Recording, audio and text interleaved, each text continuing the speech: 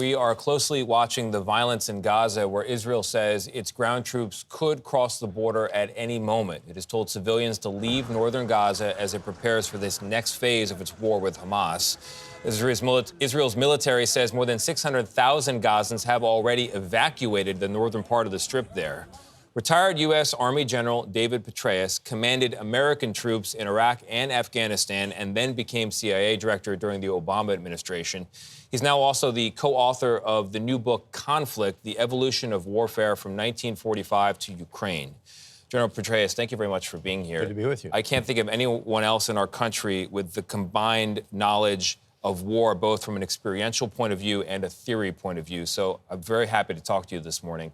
We're on the brink of an escalation in this conflict where Israel is in Gaza, searching for hostages, trying to minimize civilian casualties, but doing so in incredibly tight confines. How do they do it?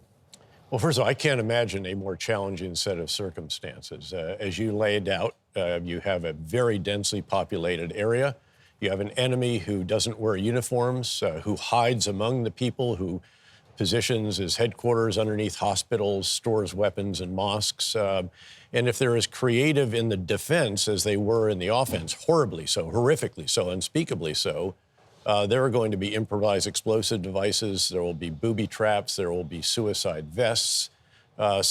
This is very, very challenging. And if the mission is to destroy Hamas, which is what we've heard, that's a military term, by the way. It means doctrinally that you have to render the enemy incapable of accomplishing his mission without reconstitution. And we should come back to reconstitution as well and talk about the post-conflict phase here, which should be addressed at this moment as well. But so I suspect that the military leaders, I know the Israeli military leaders have enormous respect for them. They are very forthright with their prime minister and their minister of defense and so forth. And great to see former Minister of Defense Benny Gantz, former IDF Chief of Staff, Israeli Defense Force Chief of Staff, join this coalition. But they're probably sitting down and saying, okay, we can destroy Hamas, but here's what it's going to cost. We're already seeing quite a bit of damage and destruction to civilian facilities, and that's targeted. But if you go in and at some point in time, if you're going to destroy every one of these headquarters, bases, facilities, capture or kill the senior leaders, do the same with the rank and file. And of course, it's not just Hamas, it's also the Palestinian Islamic Jihad. True extremists. Think about what that requires. These are high rises, not just small buildings. Right. A similar sized population, Mosul, when the Islamic State occupied it in northern Iraq, and ISIS is a good analogy here for what Hamas has done. It took 9 months to clear that. Israel doesn't have 9 months, obviously. And they've called up, again, 360,000 reserves. They have their finger on the trigger, but the military is saying this is what it's going to cost. And the military probably is also saying, and then what? They're saying, how did that work out in Iraq? I was a two-star. I remember asking before we went to Baghdad, and I said, excuse me, could we have a little more detail on what happens after we get to Baghdad and topple the regime? And they said, you just get us to Baghdad, Dave, we'll take it from there. We obviously had done inadequate. Phase 4, it's called, post-conflict. Post-conflict. There needs to be a vision for that. I think that Prime Minister Netanyahu would be well advised to not only say what they're going to try to do to Hamas, but realistically, because again, the cost is so high, but also talk about the future of Gaza and a future, even a vision for the Palestinian people. Absolutely. So one wonders why he has not, and one Well, it's a conundrum. It's just really, really hard. I mean, they don't want to reoccupy, but if you don't reoccupy, Hamas will reconstitute. And they know that, and so you're going to go to enormous loss, casualties, the Israelis, civilians, of course, Hamas fighters, terrorists, and then you're just going to leave. And I'm sure they are searching for that answer. Could another country help out here? Could Arabs lend a hand? Could they bring a Palestinian governance, if you will, from the West Bank? Bring the PLO, PA. Now, let's get to this book. General, you say that this book, Conflict, is not about politics or why wars break out, but what happens specifically on the battlefield. Why did you take that approach? Well, it was suggested by my co-author, Andrew Roberts, the great Baron Roberts of Belgravia. This is his 20th book, the first with a co-author.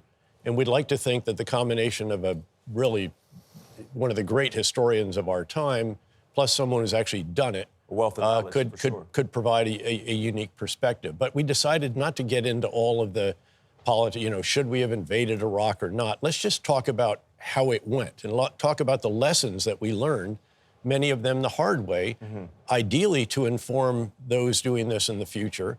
But also originally, we wanted to put Ukraine into historical perspective. That was the original. And now, tragically, terribly, really, this has become even more timely with this terrible attack by Hamas on innocent Israeli civilians. General, can we get your response quickly to Iran? And Iran reportedly saying this weekend that they will intervene if Israel doesn't back down. What should the U.S. and Israel take from that? Well, I'm sure that the U.S. Has already taken the possibility that Iranian proxy forces, in Israel too, obviously, they're very keenly aware of these.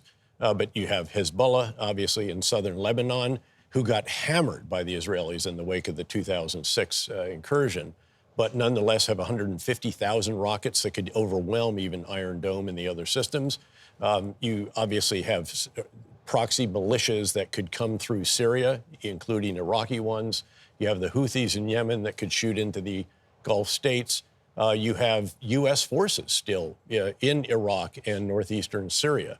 And there are substantial Iranian-supported Shia militia there.